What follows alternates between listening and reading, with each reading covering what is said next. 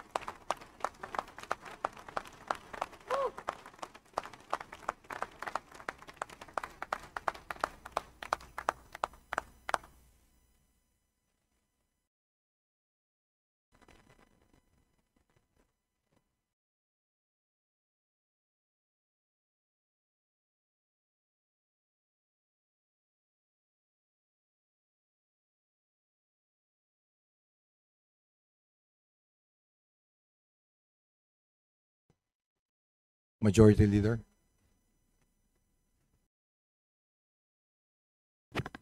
Ladies and gentlemen, the Speaker of the House of Representatives, Faustino Boji D. III, will now address the body.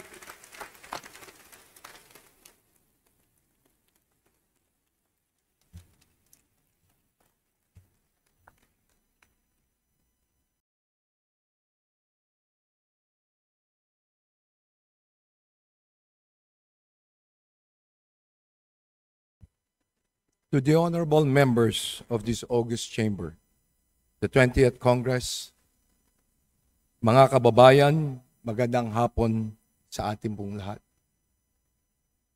Ako po'y lubos na nagpapasalamat sa mga kasama kong mambabatas sa House of Representatives sa paghalal ninyo sa akin bilang Speaker. Hindi ko po ito inaasahan.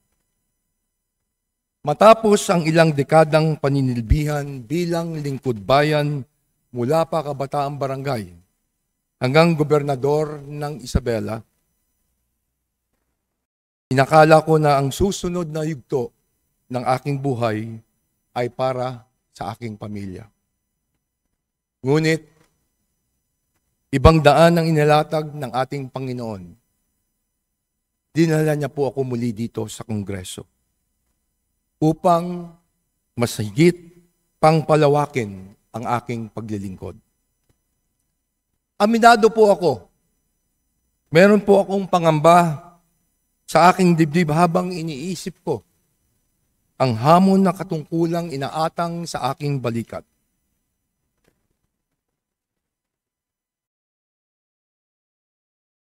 Batid ko po na marami sa ating mga kababayan ang nasasaktan at nagagalit na dahil sa mga kasalukuyang kaganapan.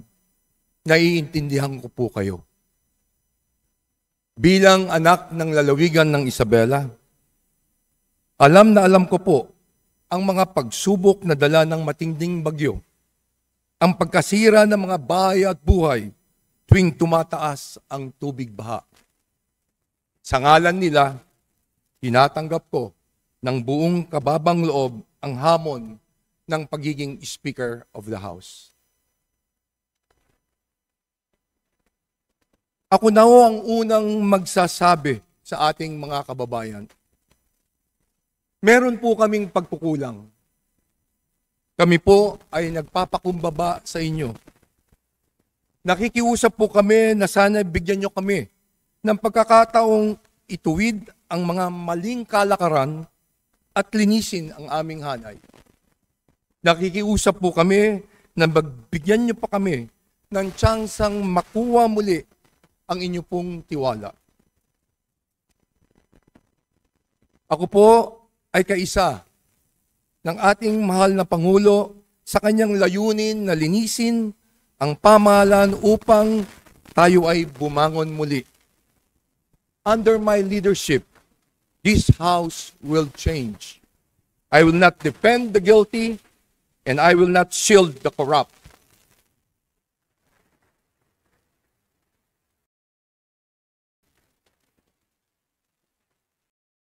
Gaya ng paninindigan ng ating Pangulo, no rank, no ally, no office will be spared from accountability. We must strengthen the Oversight Committee and fully cooperate with the Independent Commission of Infrastructure. Our duty is not to protect each other.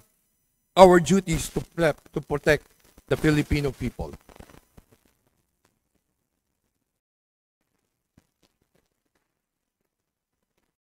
Alam kong maaaring maging puno ito ng panganib.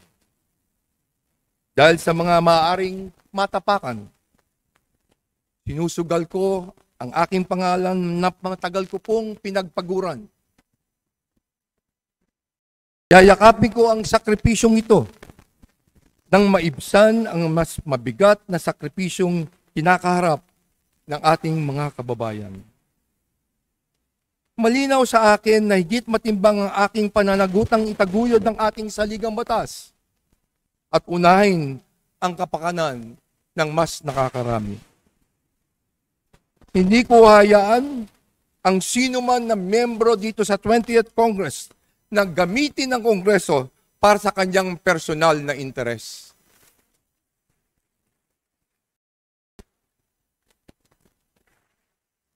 Panahon na nang ituon natin ang ating paningin sa mga pangailangan ng ating mga kababayan. Sila ang rason kung bakit tayo naririto. Huwag sana po natin kalimutan yan. Sila ang unahin natin bago ang pangsariling kapakanan.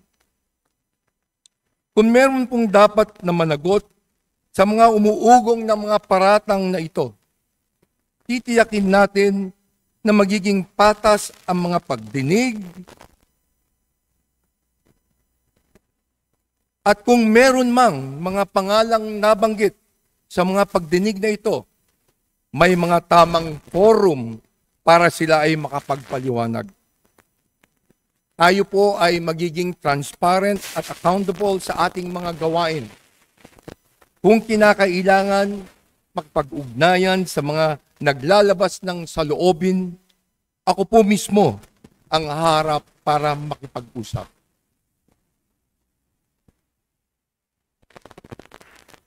Makikinig po kami sa daing ng ating mga mamamayan. Makikinig po kami sa inyong mga boses.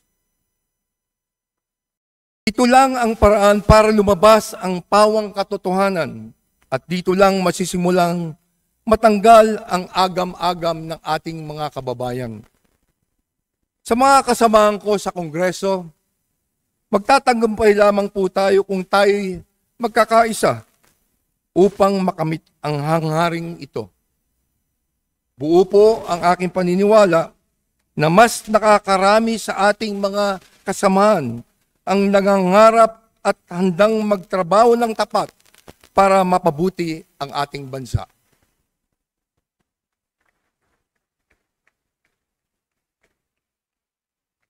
Hindi ko po magagawa itong na nag-iisa. Kailangan ko po kayo. Kailangan po natin ang bawat isa. Kaya kukunin ko itong pagkakataon na to na ipabot sa ang ating pong pasasalamat sa dating speaker sa kanyang bukas palad na pakikipagtulungan para maisakatuparan ang isang maayos na transisyon at natatanging hangarin na ito.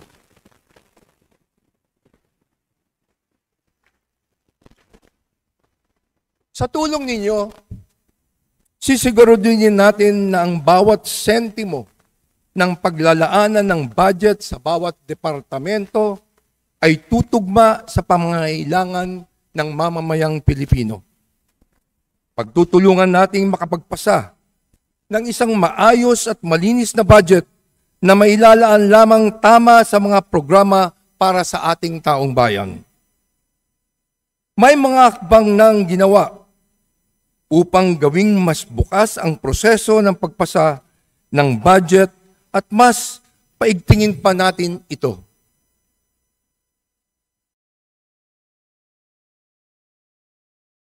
Ako po ay handang makinig sa iba't iba nating tinig upang higit ng makaunawa. Nakahanda po ang aking bisig na makipagtulungan kanino man alang-alang sa ating bansa.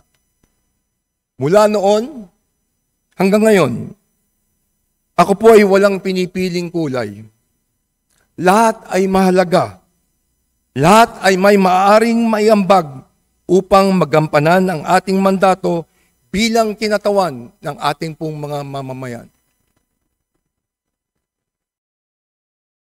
Sa ating pong mga kababayan, hinihiling ko po na magpatuloy tayong magmatsyag at magbantay. Tanging kayo lamang po ang makakapagsabi at makakapagpasya kung dapat bang ibigay ninyo muli ang tiwala sa amin. Kayo ang magiging bahagi ng reforma para masiguro natin sa darating na mga araw ang kapakanan ng taong bayan ang mauuna. Ngayon na po ang oras, hindi bukas, hindi sa susunod na mga araw. Sama-sama tayong babangon, sama-sama tayong kumilos, sama-sama tayong maglingkod. Hindi magiging madali ang ating tatalakayin. Alam kong magiging mahirap para sa ating lahat. Pero gaano man kahirap kung ito naman ang nararapat, kung ito naman ang tama, ito ang kailangan nating gawin at pagtulungan.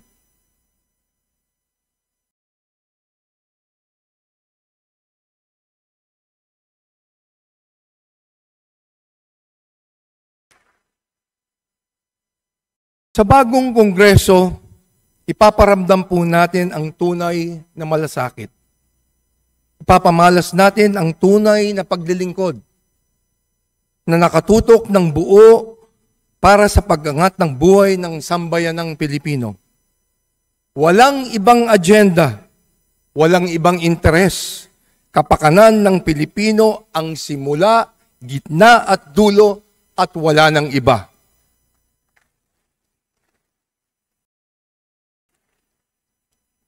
Sa lahat ng ito, hindi tayo hatulan sa ating mga salita, kundi sa ating mga gawa. Hindi tayo husgahan sa ating mga pangako, kundi sa ating pagtupad. Kaya hinihikayat ko ang bawat isa na sama-sama nating isulong ang isang bagong Pilipinas na matatag, marangal at nagkakaisa. Muli, maraming salamat sa inyong pagtitiwala. Pagpalain nawa tayo ng puong may kapal.